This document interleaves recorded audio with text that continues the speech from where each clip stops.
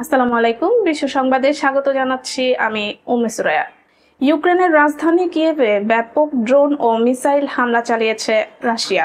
শুক্রবার ভোরে চালানো এই হামলায় শহরের বিদ্যুৎ ও পানির সরবরাহ বন্ধ হয়ে গিয়েছে বলে জানিয়েছে ইউক্রেনের বিমান বাহিনী। একই সঙ্গে রাশিয়ার হাইপারসনিক কিনঝাল ক্ষেপণাস্ত্র হামলার আশঙ্কায় সারা দেশে সতর্কতা জারি করা হয়। ব্রিটিশ সংবাদ মাধ্যম বিবিসি ও ফরাসি বার্তা সংস্থা এএফপি জানিয়েছে, সাম্প্রতিক সপ্তাহগুলোতে রাশিয়া ইউক্রেনের জ্বালানি স্থাপনা ও রেল ব্যবস্থায় হামলা জোরদার করছে। আগের 3 শীতকালেও এমন হামলায় ইউক্রেনের মানুষকে তীব্র ঠান্ডায় দিন কাটাতে বাধ্য হয়েছিল। শুক্রবার সকালে কিয়েভে একাধিক বিস্ফোরণের শব্দ শোনা যায়। শহরের অনেক এলাকায় বিদ্যুৎ সংযোগ বিচ্ছিন্ন হয়ে পড়ে। ইউক্রেনের বিমান বাহিনী জানায়, রাশিয়ার ব্যালিস্টিক ক্ষেপণাস্ত্র ও ড্রোন হামলার মুখে রয়েছে রাজধানী কিয়েভ। নাগরিকদের আশ্রয় কেন্দ্রে অবস্থান করার আহ্বান জানানো হয়েছে। কিয়েভের মেয়র ভিটালি ক্লিটসকো জানান, রুশ বাহিনী গুরুত্বপূর্ণ অবকাঠামো লক্ষ্য করে হামলা চালিয়েছে। বিদ্যুৎ বিচ্ছিন্ন থাকায় পানির সরবরাহ ব্যাহত হয়েছে। ইউক্রেনের জ্বালানি মন্ত্রী স্বেতলানা গ্রিনচুক বলেন, রাশিয়া বিদ্যুৎ বিতরণ কেন্দ্রে ব্যাপক হামলা চালিয়েছে। ক্ষয়ক্ষতির প্রভাব কমাতে কর্মীরা কাজ করছেন এবং পরিস্থিতি অনুকূল হলে পুনরুদ্ধার শুরু হবে।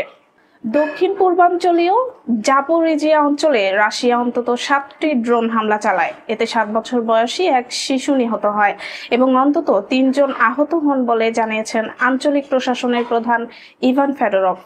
2 বছরের ধ্বংসযজ্ঞের পর ফিলিস্তিনিরা গাজায় নিজের ঠিকানায় ফিরতে শুরু করেছেন। মিশরের শারম আল শেখে হামাস ও ইসরায়েলের মধ্যস্থতায় যুদ্ধবিরতি চুক্তি স্বাক্ষরিত হওয়ার পর শুক্রবার থেকে ইসরায়েলি সেনারা নির্দিষ্ট এলাকা থেকে সরে যাচ্ছেন। গাজার 23 লাখেরও বেশি বাসিন্দা 2 বছর ধরে ইসরায়েলের নৃশংসতার মুখে বাস্তুচ্যুত হয়েছেন। এই সময় ধরে ইসরায়েলের হামলায় 67,000-এর বেশি ফিলিস্তিনি নিহত হয়েছেন। আহত প্রায় 1,70,000। 2 বছরে প্রায় 92% ঘরবাড়ি ধ্বংস হয়েছে। 518টি স্কুল, 654টি হাসপাতাল ক্ষতিগ্রস্ত এবং মাত্র 1.5% কৃষিজমি চাষের যোগ্য রয়েছে। ধ্বংসস্তূপের মধ্যেই পরিবারের সদস্যদের সঙ্গে ফিলিস্তিনিরা গাজার বিভিন্ন এলাকায় ফিরছেন। মেহেদি শাকলা নামে এক ফিলিস্তিনি বলেন, সব বাড়িঘর ধ্বংস হয়ে গিয়েছে, তবু ফিরতে পারায় আমরা খুশি। ধাপে ধাপে গাজার দক্ষিণ খান ইউনিস, মধ্যাঞ্চলে নুসেইরাত শরণার্থী শিবির এবং উত্তরে গাজা নগরীর উপকূল এলাকা থেকে ইসরায়েলি সেনারা সরতে শুরু করেছেন। তবে নিরাপত্তা নিয়ে অস্পষ্টতা রয়ে গিয়েছে। সেনারা কতদিন থাকবেন এখনো তা স্পষ্ট নয়। যুদ্ধবিরতি পর্যবেক্ষণে যুক্তরাষ্ট্র, মিশর, কাতার ও তুরস্ক সহ বিভিন্ন দেশের সেনারা থাকবেন, কিন্তু মার্কিন সেনারা গাজায় প্রবেশ করবেন না। প্রতিদিন 600 ট্রাক ত্রাণ প্রবেশের অনুমতি দেওয়া হবে। ফিলিস্তিনি রাজনীতিক হানান আশরাউ বলেন, যুদ্ধবিরতির প্রথম ধাপের পরেই প্রকৃত চ্যালেঞ্জ শুরু হবে। গাজা পুনর্গঠন, রাজনৈতিক ঐক্য এবং অন্তর্বর্তী সরকার গঠন এখন প্রধান লক্ষ্য। গাজার মানুষ ধ্বংসস্তূপের মধ্যেও ঘুরে দাঁড়ানোর চেষ্টা চালাচ্ছেন। সবাইকে অবাক করে দিয়ে এবছর নোবেল শান্তি পুরস্কার পেয়েছেন ভেনেজুয়েলার বিরোধী রাজনৈতিক নেতা মারিয়া করিনা মাচাদো। গণতন্ত্র ও মানবাধিকারের জন্য দীর্ঘদিনের সংগ্রামের স্বীকৃতি স্বরূপ এই পুরস্কার দেওয়া হয়েছে তাকে। কিন্তু পুরস্কার ঘোষণার পর ক্ষোভ প্রকাশ করেছেন যুক্তরাষ্ট্রের প্রেসিডেন্ট ডোনাল্ড ট্রাম্প, যার নামও এবার আলোচনায় ছিল এবং দীর্ঘদিন ধরে তিনি নোবেল চেয়ে আসছিলেন। নোবেল কমিটির চেয়ারম্যান ইয়র্গেন মাচাদোর নাম ঘোষণা করে বলেন, তিনি শান্তি ও গণতন্ত্রের সাহসী প্রতীক, যিনি অন্ধকারে আশার প্রদীপ জ্বালিয়ে রেখেছেন। ট্রাম্প অবশ্য আগে থেকে দাবি করে আসছিলেন যে আমার নোবেল শান্তি পুরস্কার পাওয়া উচিত। জাতিসংঘে এক বক্তৃতায় তিনি বলছিলেন, আমি 7টি যুদ্ধ বন্ধ করেছি, সবাই বলছে আমি নোবেল পাওয়ার যোগ্য। নরওয়ের নোবেল কমিটি এ বিষয়ে কোনো মন্তব্য না করলেও আন্তর্জাতিক সংবাদ মাধ্যমগুলো জানিয়েছে, কমিটি এবার ট্রাম্প প্রশাসনের চাপের মুখে ছিল। তবে শেষ পর্যন্ত তারা সিদ্ধান্ত নেয় এমন একজনকেই পুরস্কৃত করতে, যিনি স্বৈরশাসনের বিরুদ্ধে শান্তিপূর্ণ সংগ্রামের প্রতীক। নোবেল কমিটি জানায়, মারিয়া মাচাদো ভেনেজুয়েলায় বিরোধী দলগুলোকে ঐক্যবদ্ধ করেছেন এবং অবাধ নির্বাচনের পক্ষে নিরলসভাবে কাজ করেছেন। জীবনহানির হুমকি সত্ত্বেও তিনি দেশ ছেড়ে যাননি। 2024 সালের বিতর্কিত নির্বাচনের পর থেকে মাচাদো আত্মগোপনে আছেন। তাকে নির্বাচনে অংশ নিতে নিষিদ্ধ করা হয়েছিল। মাচাদো অবশ্য তার নোবেল পুরস্কার ট্রাম্পকে উৎসর্গ করেছেন এবং ফোনে কথা বলেছেন। বিশেষজ্ঞরা বলছেন, নোবেল শান্তি পুরস্কার পেতে হলে ট্রাম্পকে আরও কিছুদিন অপেক্ষা করতে হবে। ইরানের সর্বোচ্চ নেতা আয়াতুল্লাহ আল খামেনি দেশের ক্ষেপণাস্ত্র কর্মসূচির উপর থেকে সব রকম সীমা তুলে নিয়েছেন, এমন দাবি করেছেন দেশটির এক জ্যেষ্ঠ আইন প্রণেতা। যদি এ তথ্য সত্যি হয় তবে তা ইরানের প্রতিরক্ষা কৌশলে বড় ধরনের পরিবর্তন। সংবাদ মাধ্যম ইরান ইন্টারন্যাশনাল জানায়, ইরানের সংসদের জাতীয় নিরাপত্তা ও পররাষ্ট্রনীতি কমিটির সদস্য আহমেদ বকশায়েশ আরদেস্তানি এ দাবি করেছেন। তবে খামেনির পক্ষ থেকে এ বিষয়ে এখনো কোনো আনুষ্ঠানিক ঘোষণা আসেনি। বকশায়েশ বলেন, ইরান তার ক্ষেপণাস্ত্র কর্মসূচি যতটা প্রয়োজন মনে করবে ততটাই উন্নত করবে।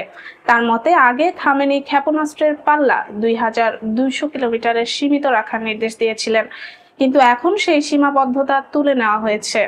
তিনি আরো বলেন, তেহরান এখন ক্ষেপণাস্ত্রের পাল্লা নিয়ে আর কোনো সীমা মানবে না এবং ক্ষেপণাস্ত্র শক্তিকে সামরিক সক্ষমতার কেন্দ্রীয় উপাদান হিসেবে দেখছে। এই বক্তব্য এসেছে এমন সময়ে যখন ইরান ও যুক্তরাষ্ট্রের মধ্যে উত্তেজনা আবারও বাড়ছে। ইরানের পররাষ্ট্রমন্ত্রী আব্বাস আরাগচি সম্প্রতি অভিযোগ করেন, ইসরায়েল ওয়াশিংটনকে বিভ্রান্ত করতে ইরানের ব্যালিস্টিক ক্ষেপণাস্ত্র কর্মসূচি নিয়ে ভুল তথ্য দিচ্ছে। বিশ্লেষকরা মনে করেন, যদি খামেনির এই সিদ্ধান্ত বাস্তবায়িত হয় তবে তা ইরানের প্রতিরক্ষা নীতিতে এক যুগান্তকারী পরিবর্তন আনবে এবং আঞ্চলিক নিরাপত্তা পরিস্থিতিকেও নতুনভাবে নাড়া দেবে। কাবুলে বিমান হামলা নিয়ে মুখোমুখি অবস্থানে আফগানিস্তান ও পাকিস্তান। আফগানিস্তানের রাজধানী কাবুলের কেন্দ্রস্থল আব্দুল হক স্কোয়ারে বৃহস্পতিবার গভীর রাতে বিমান হামলা চালায় পাকিস্তান। ধারণা করা হচ্ছে, তেহরিকে তালেবান পাকিস্তান বা টিটিপির প্রধান মুফতি নূর ওয়ালি মেহসুদের বাসভবন বা গাড়ি লক্ষ্য করে হামলা চালানো হয়। তবে মেহসুদ আহত বা নিহত হয়েছেন কিনা তা নিশ্চিত হওয়া যায়নি। আফগানিস্তান সরকারের মুখপাত্র জাবিউল্লাহ মুজাহিদ হামলার এই বিষয়টি প্রথমে সরাসরি নিশ্চিত না করলেও জানিয়েছেন, কাবুলে একটি বিস্ফোরণের শব্দ শোনা গিয়েছে এবং তদন্ত চলছে। আফগান সরকার পরবর্তীতে এক বিবৃতিতে পাকিস্তানের হামলাকে নির্লজ্জ আগ্রাসন বলে নিন্দা জানায় এবং গুরুতর পরিণতির হুঁশিয়ারি দেয়। কাবুলের স্থানীয় বাসিন্দারা জানান, ঘটনাস্থল প্রেসিডেন্ট ভবন ও প্রতিরক্ষা মন্ত্রণালয়ের একেবারে কাছাকাছি, যা শহরে উদ্বেগের সৃষ্টি করেছে। ইসলামাবাদ দীর্ঘদিন ধরে আফগান ভূখণ্ডে টিটিপির উপস্থিতিকে নিরাপত্তা হুমকি হিসেবে দেখে আসছে। গত সেপ্টেম্বরে পাকিস্তান কাবুলকে সতর্ক করেছিল, সীমান্ত এলাকায় টিটিপির হামলা বন্ধ না হলে কঠোর পদক্ষেপ নেওয়া হবে। বিশ্লেষকরা মনে করছেন, আফগান পররাষ্ট্রমন্ত্রীর ভারত সফরের সময় এই হামলা দুই দেশের সম্পর্ককে নতুন সংকটে ঠেলে দিয়েছে। এদিকে চিরশত্রু ভারতের সঙ্গে আফগানিস্তানের সম্পর্ক নতুন মোড় নিয়েছে। কাবুলে পূর্ণাঙ্গ দূতাবাস খোলার ঘোষণা দিয়েছে ভারত। বর্তমানে কাবুলে ভারতের টেকনিক্যাল মিশন রয়েছে। শুক্রবার পররাষ্ট্রমন্ত্রী এস জয়শঙ্কর এই ঘোষণা দেন, যেখানে তালেবান সরকারের পররাষ্ট্রমন্ত্রী আমির খান মুত্তাকিও উপস্থিত ছিলেন। জয়শঙ্কর জানিয়েছেন, ভারত আফগানিস্তানের সার্বভৌমত্ব ও অখণ্ডতার প্রতি প্রতিশ্রুতিবদ্ধ। দেশটির উন্নয়ন ও স্বাস্থ্য খাতে ভারতের সহায়তা অব্যাহত থাকবে। মুত্তাকি বলেন, আফগান ভূমি কখনো ভারতের বিরুদ্ধে ব্যবহার হবে না এবং দুই দেশের পারস্পরিক বোঝাপড়া ও সহযোগিতা আরও বৃদ্ধি পাবে। আগস্টের ভূমিকম্পে ভারতের দ্রুত সহায়তা এবং বিভিন্ন উন্নয়ন প্রকল্পে অবদান নিয়ে মুত্তাকি ধন্যবাদ জানিয়েছেন। মার্কিন প্রেসিডেন্ট ডোনাল্ড ট্রাম্প চীনা পণ্যের উপর আবারও বাড়তি 100% শুল্ক আরোপের ঘোষণা দিয়েছেন। শুক্রবার সামাজিক মাধ্যমে তিনি জানান, চীনের অবিচারপূর্ণ বাণিজ্য নীতি ও প্রযুক্তি খাতে আক্রমণাত্মক মনোভাবের জবাব দিতেই এই পদক্ষেপ নেওয়া হয়েছে। ট্রাম্পের এই ঘোষণার পর আবারও চীন ও যুক্তরাষ্ট্রের মধ্যে বাণিজ্য চুক্তির সংখ্যা তৈরি হয়েছে। ট্রাম্প জানান, গুরুত্বপূর্ণ কিছু সফটওয়্যার রপ্তানিতেও যুক্তরাষ্ট্র নতুন নিয়ন্ত্রণ আরোপ করবে। তিনি চীনের বিরল খনিজ রপ্তানিতে কড়াকড়িকে বিশ্বকে জিম্মি করার চেষ্টা বলে মন্তব্য করেন। তার এই ঘোষণার পর যুক্তরাষ্ট্রের শেয়ার বাজারে তাৎক্ষণিক দরপতন ঘটে, বিশেষ করে প্রযুক্তি ও গাড়ি খাতে।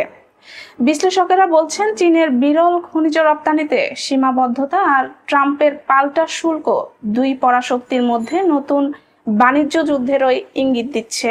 দক্ষিণ আমেরিকার দেশ পেরুর প্রেসিডেন্ট দিনা বলুয়ার্তেকে অভিশংসন ভোটে ক্ষমতাচ্যুত করেছে কংগ্রেস।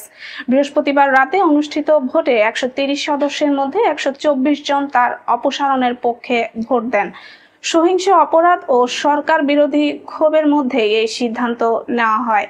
বলুয়ার্তের বিরুদ্ধে এটি প্রথম সফল অভিশংসন হলেও আগের 8 বারের প্রচেষ্টা ব্যর্থ হয়েছিল। সাম্প্রতিক মাসগুলোতে দেশে হত্যাকাণ্ড ও চাঁদাবাজি আশঙ্কাজনকভাবে বেড়েছে। বলুয়ার্তে এর জন্য অবৈধ অভিবাসনকে দায়ী করেছিলেন, তবে সংসদ এই যুক্তি প্রত্যাখ্যান করে তাকে পদচ্যুত করে। ভারতের মুদ্রারুপি সাম্প্রতিক সময়ে ইতিহাসের সর্বনিম্ন স্তরে পৌঁছেছে, যা দেশটির অর্থনীতির জন্য বড় ধরনের উদ্বেগের সৃষ্টি করেছে। বিশেষজ্ঞদের মধ্যে রুপির ভবিষ্যৎ নিয়ে মতভেদ দেখা দিয়েছে। কেউ মনে করছেন বিদেশি চাপ ও অর্থনৈতিক অনিশ্চয়তার কারণে রুপির পতন আরো বাড়তে পারে, আবার কেউ বলছেন এটি ধীরে ধীরে স্থিতিশীল হয়ে যাবে। ব্রিটিশ বার্তা সংস্থা রয়টার্সের প্রতিবেদনে বলা হয়েছে, যুক্তরাষ্ট্রের বাড়তি শুল্ক এবং ভারতীয় তথ্য প্রযুক্তি খাতে ভিসা খরচ বৃদ্ধি মূল দুটি কারণ, যা রুপির উপর চাপ সৃষ্টি করেছে। গোল্ডম্যান স্যাক্সের এক প্রতিবেদনে উল্লেখ করা হয়েছে, রুপির উপর বহিরাগত চাপ ইতোমধ্যেই মুদ্রা বিনিময়ে প্রতিফলিত হয়েছে।